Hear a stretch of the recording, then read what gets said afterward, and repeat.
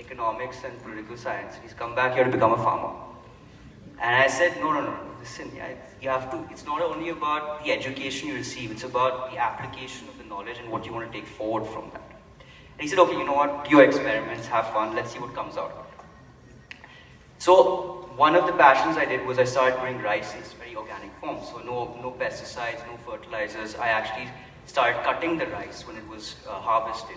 And that same rice was actually kept on the field. It wasn't removed or burned. So today in India, we burn a lot of the rice, which leads to pollution all across Delhi, as you've seen before.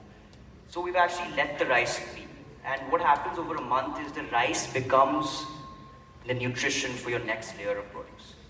And what I saw actually is the rice straws actually prevent even insects from coming in and disrupting your crop. And essentially over 2 years, I realized the yield started increasing. And that itself was a prime example of sustainable growth. I said, why not now use this and educate farmers in this way? So in my area, I started educating farmers in how to grow produce. The second example, the Honorable Minister of Tourism was here. You've been happy to hear this. I was very interested in hospitality and tourism. So as I said earlier, I used to go into various parts of the country and I learned so much about, again, sustainability.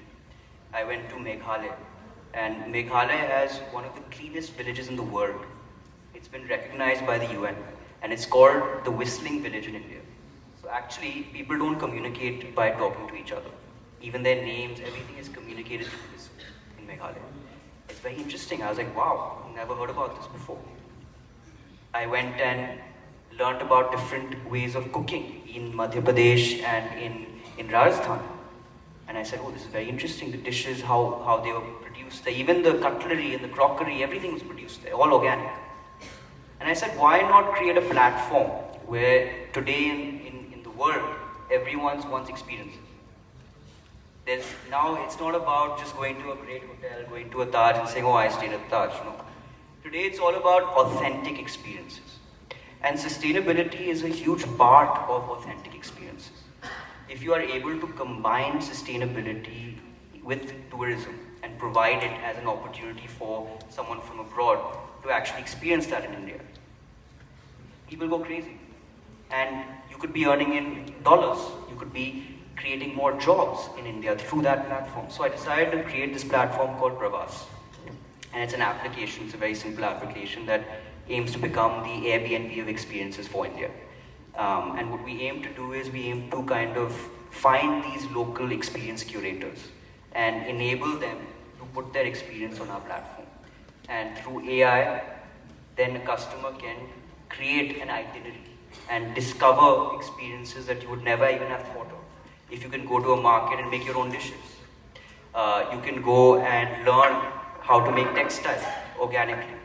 You can go through the villages and learn about Indian farming techniques. These are all areas where people are interested to learn about, especially foreigners, but they haven't had access to it because they don't know where to get it. So there's another way of connecting sustainability not only to promote Indian growth, but also to provide jobs, which is another area of concern in India today. The third example that I'd like to talk about is a startup that I initiated about 3 years ago, and it's called My Mandi. And the objective of this startup initially, when you're starting a startup, it goes through various cycles of changes and pivoting, etc. Initially, it was to kind of connect rural farmers directly to customers, and we went through the whole cycle. I spent about 2 years in the mandi, different mandis across India, learning about the supply chain, about how produce moves from the farmer to the arthya, to the mashako, to the futkar, and then finally to the retailer, and then to the end customer. And there are various amounts of charges at each level, volumes being traded at each level to understand that whole matrix. But then when I spent time in smaller cities, I realized something more interesting. Today, we are in the wave of quick commerce. That wave of quick commerce is a disruptive wave. It's a wave that actually has started to close down a lot of our offline retail network. And I think a lot of you may have read, a lot lot of articles recently that came out about how 2 to 3 lakh kirana stores have been closed down recently due to quick commerce. So when we went down and we sat for a year and mapped out the different kind of kiranas in each city, and we realized that each area has a microcosm of kiranas. You have your meat shops, you have your electronic shops, you have your vegetable shops, and you have your general family kirana shops. So we thought, why not, instead of creating our own dark warehouse and supplying this product, why not create a platform where we're able to sustainably grow this whole network organically and connect them to the end customer? So we said, we're just going to create a SaaS platform. It's a Shopify kind of a SaaS platform, whereby each kirana, each electronic store, each household store, each meat shop can open his own shop online. And we do the distribution for them. So we connect the shop to the end customer. So essentially what you do is you go log in and you say, okay, we have a list of 10 lakh SKUs on the platform. And you can go choose what type of store you are. Are you an electronic store? It'll have all the electronic SKUs. Are you a kirana store? It'll have all the kirana SKUs. Are you a vegetable store? It'll have all the vegetable SKUs. And you can essentially choose which SKUs you want to put online. And you can determine, it recommends prices based on the quick commerce markets around you. So it'll actually recommend prices to you as a kirana store as to what price your competition is selling at, and then you can choose what price you want to price your product at. And then what we do essentially is have a B2C and a rider app that connects this whole system together. So what essentially you're doing is you're not reinventing the wheel, right? Everything doesn't need a revolution, everything doesn't need reinvention. Sometimes you just need to enable. And that is the key term with sustainability, is you don't have to disrupt, you have to enable. And I think that's one of the major takeaways that I also had, over the last 5 years, is that India, every nook and corner has a speciality. It has problems, but it also has unique speciality and has learning points. So we as youngsters, I think a few takeaways is we as youngsters, need to keep our eyes and ears open. Always look around. Everything's not in the books. We're used to studying for exams in class 10, 12, all that stuff, getting 99%. Everything's not in the books. Sometimes you gotta be street smart. Sometimes you gotta look around, you gotta hear things, you gotta observe. And then you gotta build. And when you do that, you'll realize you'll build in a much more economically friendly way and environmentally friendly way. You'll always keep that at the back of your mind. The second thing is, as a youngster, you don't need anyone else. You're enough to make that change. If you believe it, you have an ecosystem of friends around you. Build a group. All my companies, everyone says don't start companies with your best friends. All my companies I've started are with my friends, and we have had so much fun working together, brainstorming together, and building ideas together. Sometimes maybe you're better working alone, but sometimes don't feel scared. Kind of go around you and say, okay, listen, I need some advice. There's experts everywhere around India. And today, Indian leaders are at the forefront in every country. You look at tech, you look at environment, you look at every sector and space. Indians are at the forefront of it. So don't feel scared to get that advice. Third is, let's try and create an atmosphere of sustainability at home. You'll always keep that at the back of your mind.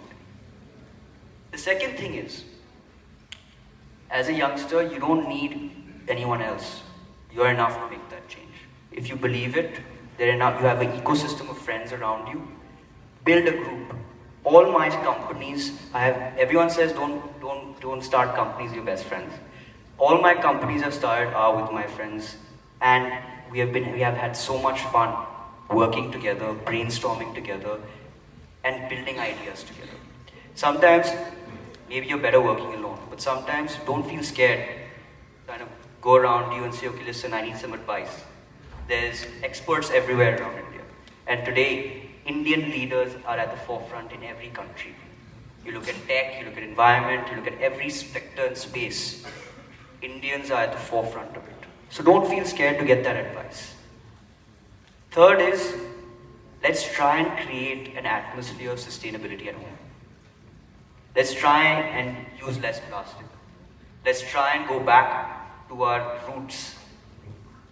Let's try and also, I think one more observation actually I forgot about is that I was talking to my family about this recently, is that when we go to even our places of worship today, आप मंदिर भी जाइए, वहाँ पर भी आपको plastic मिलेगा. And that to me is actually a huge disgrace. If you look at historically again, our mandirs used to be one of the pioneers in sustainability. Lighting the mandir used to be done with diyas. Your prasad used to be given in paper leaves. Your packaging used to be eco-friendly. Your textile used to be eco-friendly. Used to be traditional. Now everything has changed.